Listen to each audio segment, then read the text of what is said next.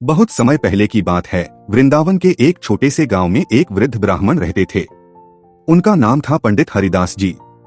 वे अत्यंत सरल स्वभाव के और श्री कृष्ण के परम भक्त थे। हर दिन वे सुबह सुबह यमुना स्नान करते, तुलसी के पौधे को जल चढ़ाते और ठाकुर जी की सेवा में लग जाते। उनके छोटे से घर में एक सुंदर बाल गोपाल की मूर्ति विराजमान थी, वही उनके ठाकुर जी थे। हरिदास जी उन्हें बच्चे की तरह रखते, उन्हें नहलाते, पहनाते, खिलाते, सुलाते और उनसे बातें करते। एक दिन गांव में अकाल पड़ा। अन्न और धन दोनों की कमी हो गई। भक्त हरिदास जी के घर में भी खाने को कुछ नहीं बचा।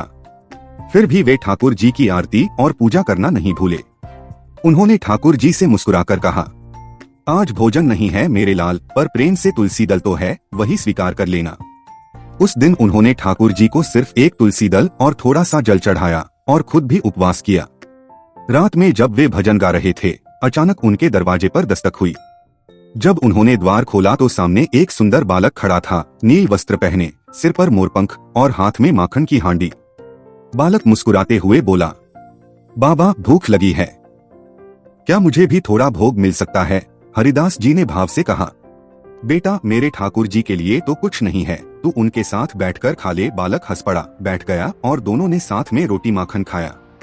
भोजन के बाद बालक बोला, बाबा कल से तुम्हारे घर में अन्न कभी नहीं कम पड़ेगा। इतना कहकर बालक गायब हो गया। हरिदास जी समझ गए, वो स्वयं वृंदावन के ठाकुर जी श्री कृष्ण उनके घर पधारे थे।